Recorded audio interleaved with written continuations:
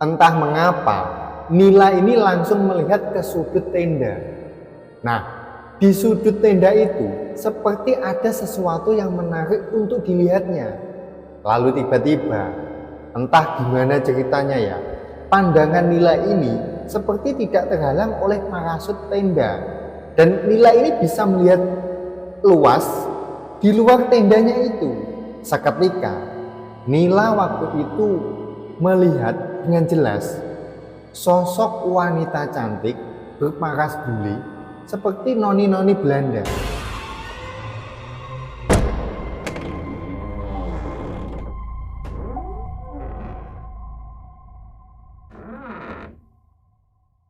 Assalamualaikum warahmatullahi wabarakatuh. Terima kasih yang sudah klik video ini. Ketemu lagi di channel Kembang Wingit bersama saya Hendra di sesi cerita kalian. Mau percaya tapi tidak ada, mau nggak percaya tapi mereka itu ada. Cerita ini berasal dari Liu yang tinggal di Sumatera Selatan. Liu ini mau menceritakan pengalaman horor yang dialami oleh dua temannya saat melakukan pendakian di Gunung Dempo, Sumatera Selatan. Bagaimana cerita lengkapnya? Tonton video ini sampai habis ya. Oke, tanpa banyak cincong, langsung ambil cemilan, pasang headset kalian, kencangkan volumenya, rebahkan badan, pejamkan mata, dan kita mulai.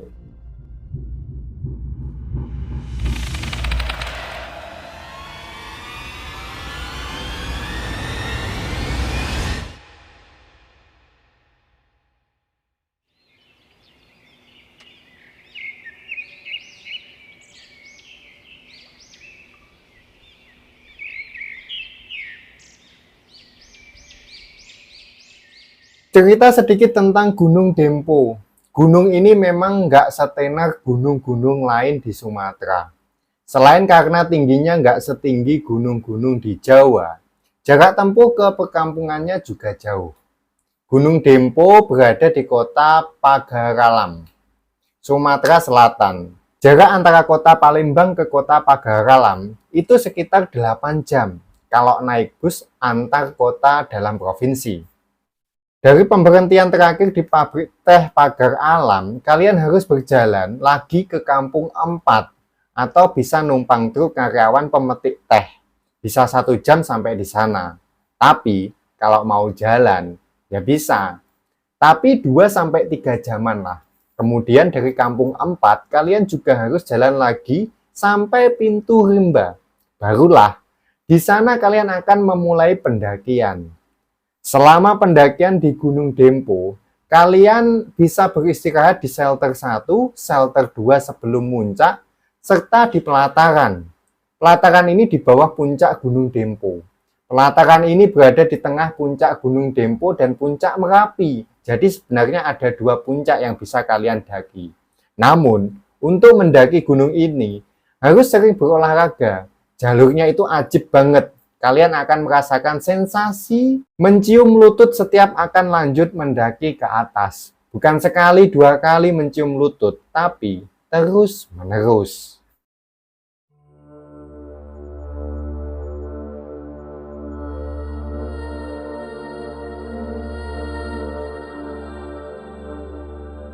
Nah, cerita kali ini menceritakan teman Liu ya, seorang pendaki cewek.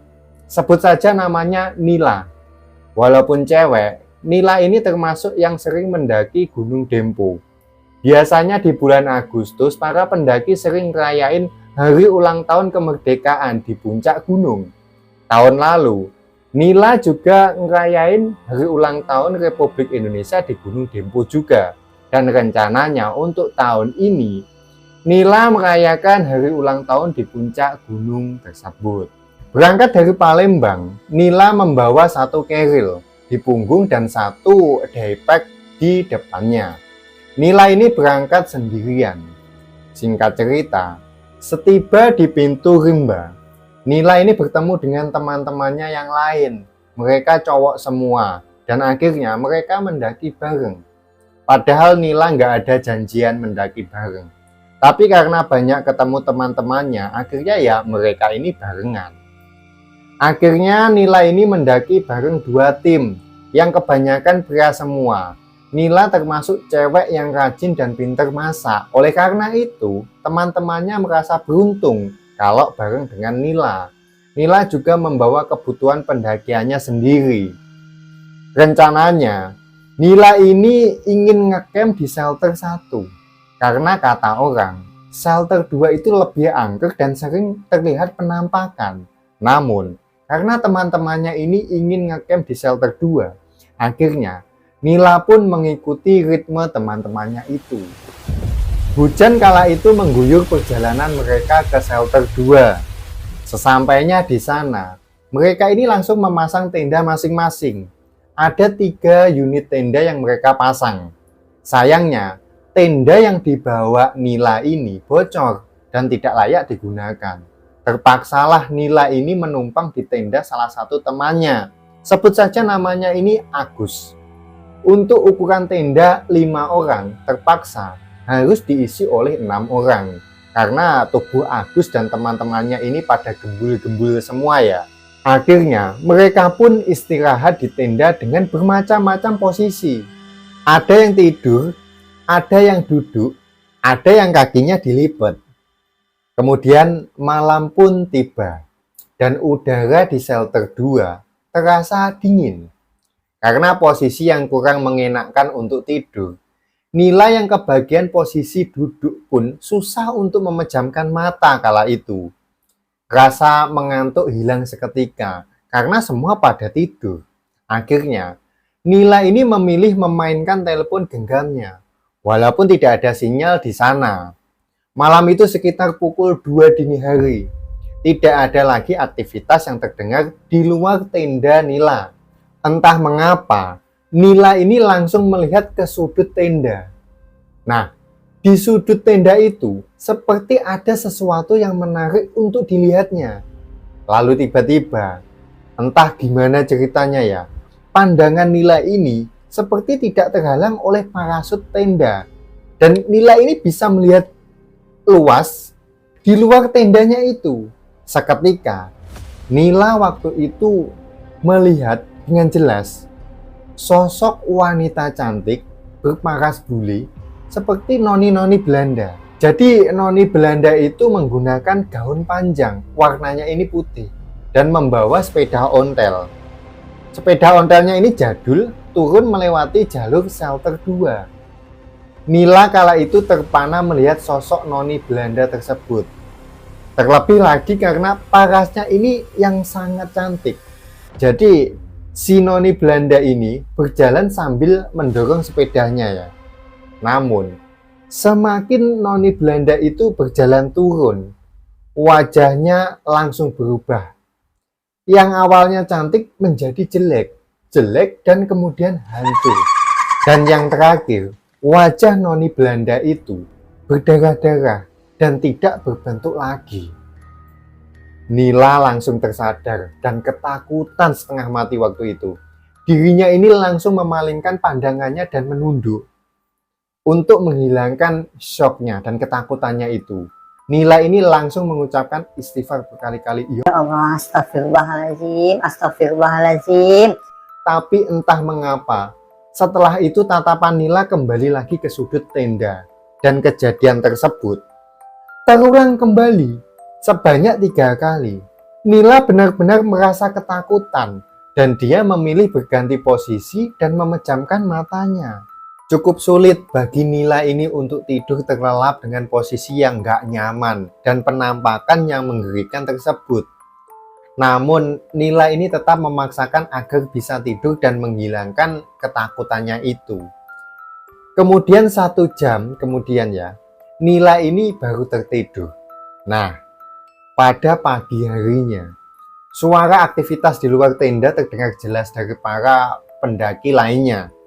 Ada beberapa temannya di dalam tenda yang juga sudah bangun. Nila pun terbangun sekitar pukul 8 pagi. Kemudian Nila ini keluar dan melihat ke samping tendanya. Tempat dia ini melihat sosok noni Belanda malam tadi. Namun tidak ada jejak apapun atau yang aneh-aneh. Kemudian setelah itu Nila tetap melanjutkan pendakiannya sampai ke puncak Dempo.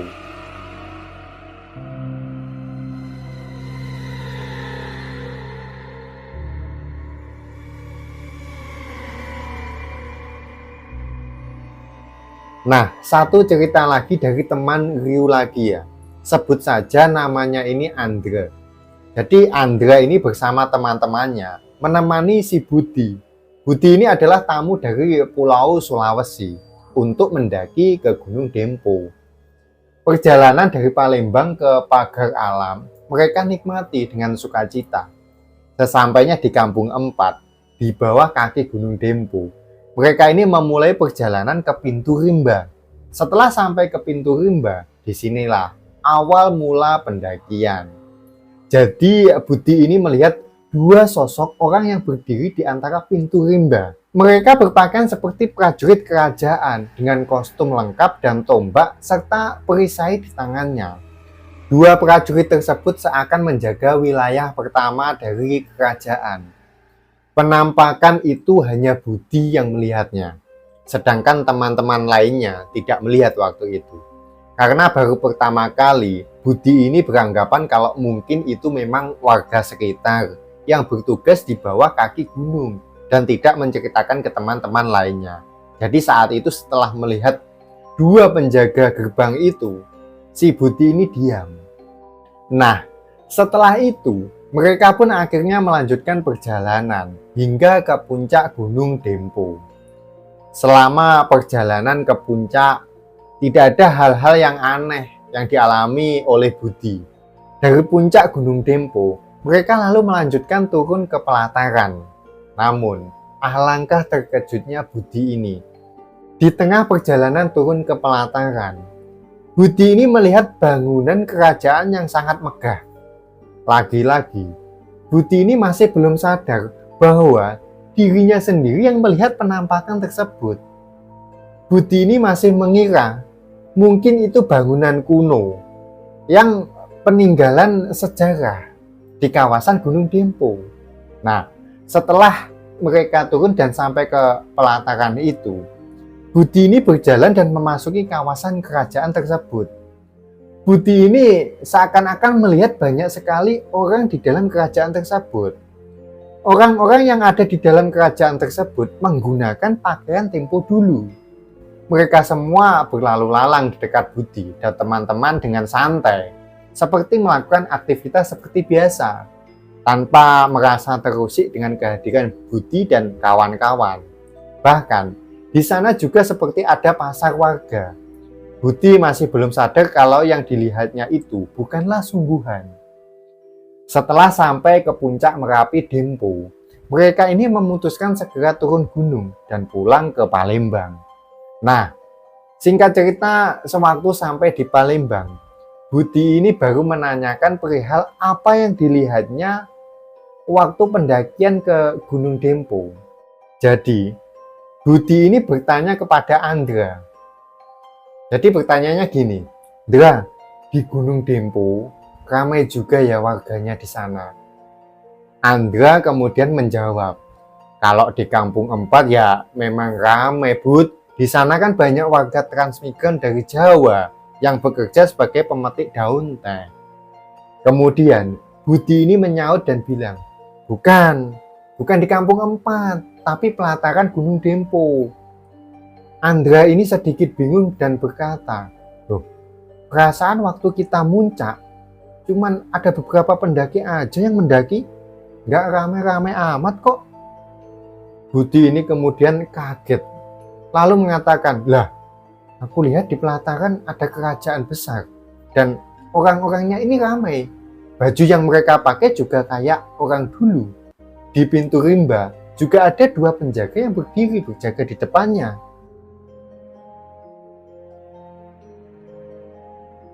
Andra kemudian menjawab, salah lihat kali kamu.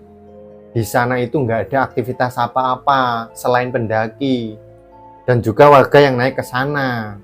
Mereka juga nggak lama menginap di atas gunung. Budi ini dengan bingungnya menjawab ya. Terus yang aku lihat kemarin apa coba? Wah, jangan-jangan Mendengar obrolan Andra dengan Budi, semua yang ada di sana bingung dengan apa yang dilihatnya Budi itu.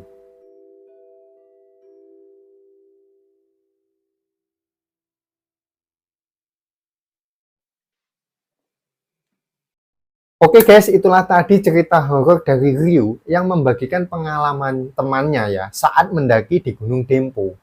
Bagi kalian yang ingin mengirimkan cerita pengalaman horor, silahkan kirim cerita kalian ke email di bawah ini ya. Nanti saya akan bawakan di sesi cerita kalian. Cukup sekian video kali ini. Saya Hendra undur diri, ketemu lagi di video selanjutnya dan bye.